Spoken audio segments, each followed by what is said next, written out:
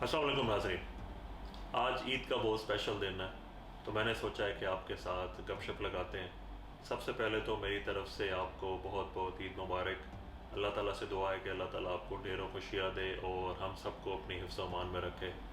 दुनिया के हालात तो हमारे सामने हैं, लेकिन मेरा ख़्याल है कि ईद वाला दिन जो है उस दिन खुशी मनाना हमारा हक़ है और खुशियाँ बाँटना हम सब पर फ़र्ज़ है।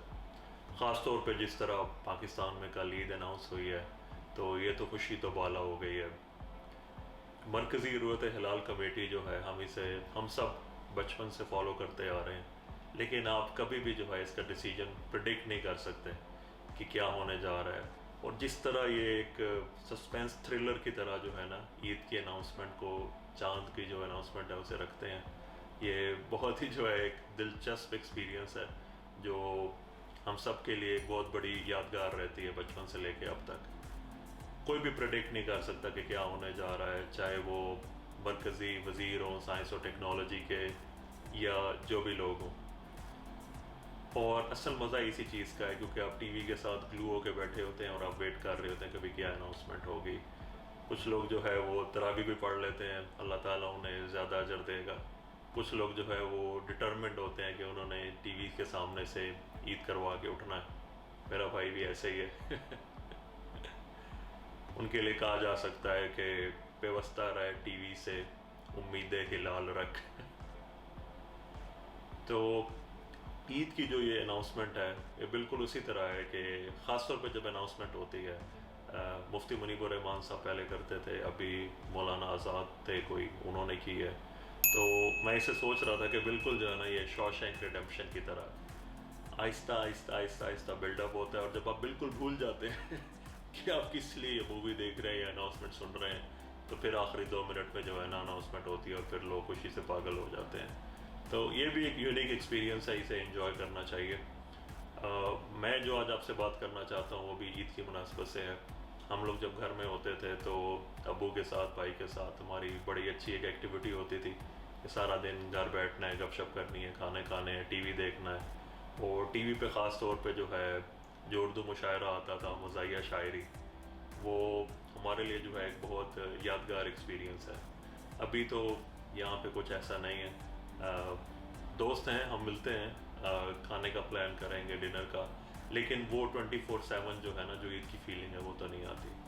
तो इसलिए मैंने सोचा है कि मैं आपके साथ कुछ शेयर करता हूँ। और बैकग्राउंड ये है कि कल परसों जो है वो बेगम गई हैं मॉल, और वापसी पे वो कुछ फूल लेकर आई हैं। बड़ी बात है, बड़े खुश नसीब हैं हम। तो मैं सोच रहा था कि उन्हें रिप्लाई करता हूँ, तो फिर ऐसे मेरे ज़हन में आया कि कुछ लिखते हैं। शायराना तबीयत है थोड़ी सी, और पहले तो मैंने सोचा कुछ रोमांटिक बात करते हैं, लेकिन शादी के 5 साल गुजरने के बाद जो है रोमांटिक बात भी जो है ना वो कॉमेडी बन जाती है। आप उसे सीरियस ले भी रहे हो तो लोग कहते हैं यार ये मजाक कर रहे हैं। तो इसलिए बस शुगल के लिए ईद का दिन है तो मैंने कुछ लाइंस लिखी हैं। मुझे उम्मीद है मेरे पापा घर वालों को पसंद आएगी, और फिर हम इस पर बातचीत करेंगे बाद में। और सोशल मीडिया ही अब हमारी जो है ना वो मेन कंपनी है। अच्छा होता कि हमारे साथ 5-10 लोग यहाँ पे बैठे होते और हम उनके साथ जो है ये पढ़ते और शुगर लगाते, लेकिन अब यही ज़िंदगी है और हमें इसे ऐसे ही लेना चाहिए। तो शुरू करते हैं। मैं आपसे अपनी जो है इस नज़म का आगाज़ करता हूँ। आज बेगम को आया है हम पे प्यार। सब बहुत कम होता है लेकिन सही है, सबके साथ ही है।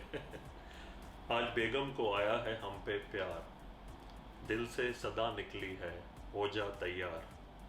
जब भी प्यार आता है ना तो ये एक कॉशन होती है, और जो समझदार लोग होते हैं उनका दिल उन्हें फ़ौरन बता देता है कि भाई तैयार हो जाओ, ख़तरे की घंटी बज चुकी है। कल परसों जाके निकलेगी असल बात, कल परसों जाके निकलेगी असल बात।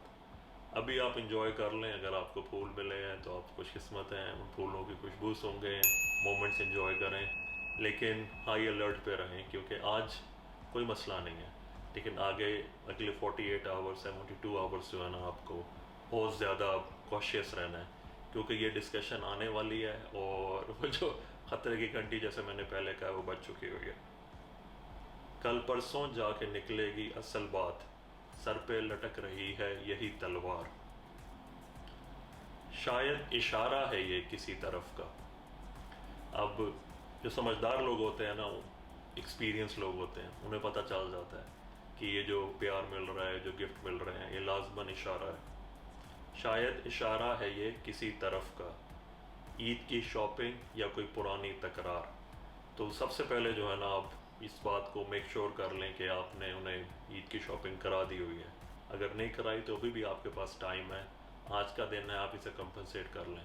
क्योंकि जैसे ही ये सूरज गुरूब होगा, आपके पास जो मार्जिन है वो ख़त्म हो जाएगा, और फिर जो है ना आपकी गलती, उसकी सज़ा आपको लाजमी मिलेगी।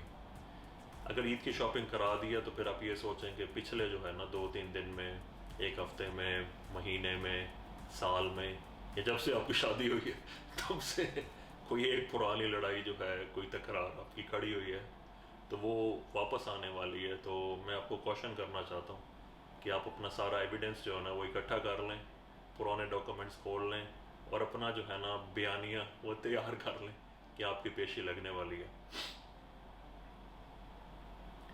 किधर है फ़ोन, कल से कहाँ था? किधर है फ़ोन, कल से कहाँ था? पासवर्ड तब्दील करने का ये टाइम है यार। अगर आपका फ़ोन जो है प्रोटेक्टेड नहीं है, तो इसका लाजमन ये मतलब है कि आपकी जो है ना कोई प्राइवेसी डाटा वो लीक हो गया। तो फ़ौरन से पहले जो है ना, आप अपना फ़ोन का पासवर्ड जो भी की आपने लगाई हुई है उसे चेंज कर लें। क्योंकि अगर वो दोबारा उनके हाथ लग गया और वो एविडेंस आपके सामने उन्होंने जनरेट कर दिया, तो फिर आपको जो है सिवाय अल्लाह की ज़ात के और कोई नहीं बचा सकता। अब एक और अहम लाइन है जो कि मेरी फेवरेट है। सोशल मीडिया पे लगता है कुछ देख लिया है। सोशल मीडिया पे लगता है कुछ देख लिया है। आजकल जो है सारे कपल्स ही सोशल मीडिया पे होते हैं, सबके अकाउंट्स ओपन हैं। तो हो सकता है आपसे जो है ना कोई गलती हो गई हो, कहीं आपने गलती से ऐसा लाइक कर दिया हो, कहीं दिल बना दिया हो। तो ये जो है ना बहुत ख़तरनाक है। सोशल मीडिया का इस्तेमाल शादीशुदा बंदे के लिए जो है ना बड़े फूंक फूंक के कदम रखना पड़ता है।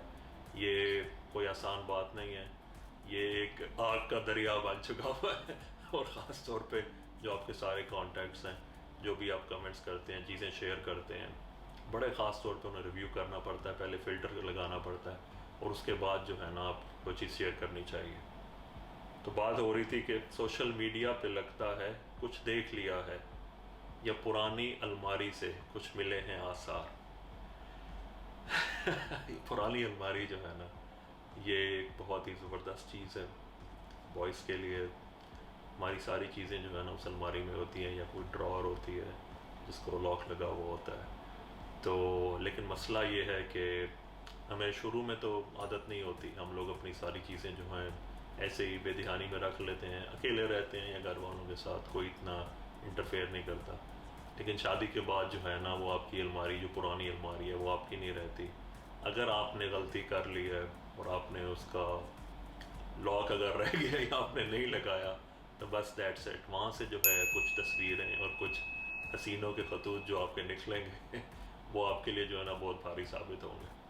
तो इसीलिए शायर यहाँ कहता है कि सोशल मीडिया पे लगता है कुछ देख लिया है, या पुरानी अलमारी से कुछ मिले हैं आसार। अब आखिरी शेर है, गिरा लगाइए। इतना परेशान न हो ए दिल मुस्तरिब।